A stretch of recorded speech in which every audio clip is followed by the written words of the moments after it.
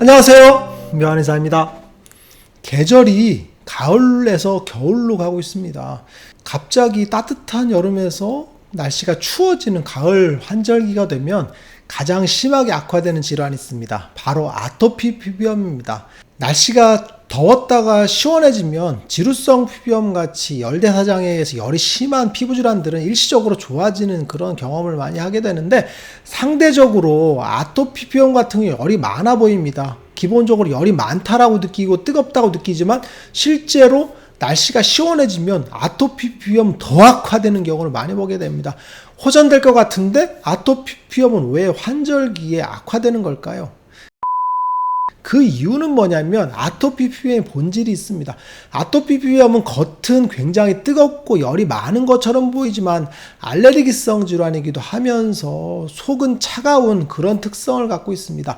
그래서 아토피 피부염은 겉은 뜨겁지만 속은 차가운 특성을 보이게 되는데, 기본적으로 그래서 중증으로 갈수록 추위를 많이 탑니다. 덜덜 떱니다. 반대로 피부염이 심해서 열이 막 많아서 풀풀 날 것 같지만 추위를 탄다는 거, 즉 한증의 경향을 갖고 있어요. 그래서 추위를 타는 그런 모습을 보이게 되겠죠.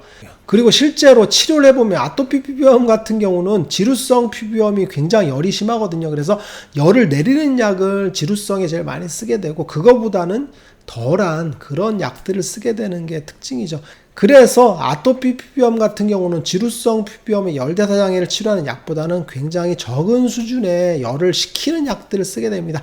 가벼운 약들을 쓰게 되거든요. 근데 신량한 약들을 좀 쓰게 됩니다. 그런데 열을 확 끄는 약들을 쓰게 되면 아토피는 굉장히 심해지는 경우를 보게 됩니다. 즉 아토피 피부염은 겉으로 보기엔 열이 많아 보이지만 실제로는 열이 적은 그런 피부염이라고 보시면 될 것 같아요. 그리고 두 번째는 환절기가 되면서 건조해지게 됩니다. 즉 피부 장벽에서 수분이 증발하게 되고 유분이 적게 되는 특성을 갖고 있게 되는데, 아토피 피부염 같은 경우는 추워지고 건조해지면 그로 인해서 가려움증이 폭발하는 특징을 갖고 있습니다. 그런데 건조하다고 해서 보습제를 막 듬뿍듬뿍 바르게 되면 어떻게 되냐면, 보습제 자체가 피부 깊숙이 침투함으로써 알레르기 반응을 더 악화시키거든요. 그래서 보습제를 더 쓰면 더 쓸수록 아토피는 악화되는 그런 굴레에 빠지게 됩니다. 보습제를 쓰면서 촉촉하긴 한데 점점 피부가 좀 이상해지고 붉어지고 하는 것 같아요 라는 경우를 많이 보게 되거든요. 그게 바로 보습제로 인해서 피부는 촉촉하게 되지만 염증 반응, 즉 알레르기 반응에 의해서 피부염 자체의 염증 반응은 더 심해지는 그런 특성을 보이게 되겠죠.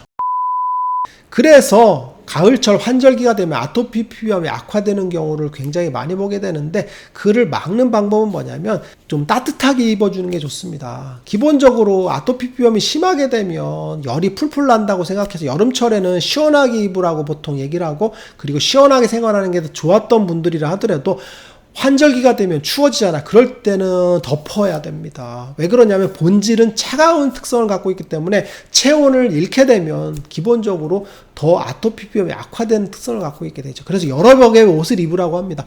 여러 겹의 옷을 입고 생활하게 하면서 아토피에 좋은 최적의 환경들을 유지하는 겁니다. 즉 여러 겹을 입었을 때 더워. 그럼 벗으면 됩니다.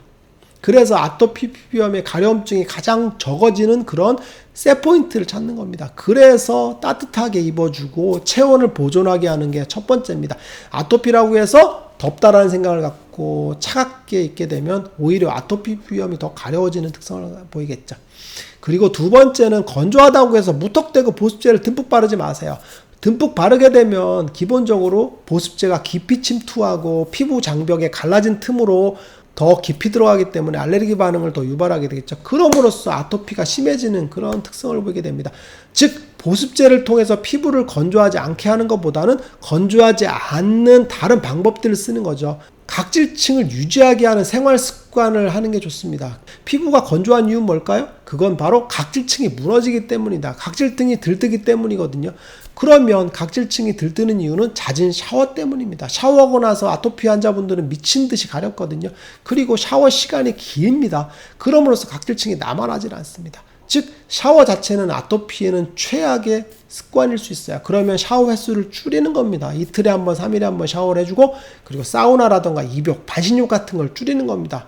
그럼으로써 각질층이 보존될 수 있는 조건들을 마련해 주게 되면 보습제를 덜 쓰더라도 가려움이 덜 하겠죠. 샤워를 자주 하고 그럼으로써 건조하니까 보습제를 더 바르고 하는 악순환의 고리가 벌어지는 겁니다. 즉 샤워를 덜 하고 각질층을 보존하는 것, 그게 가장 중요한 생활 습관이라고 보시면 될 것 같아요. 오늘 진료실 꿀팁도 도움이 되셨나요?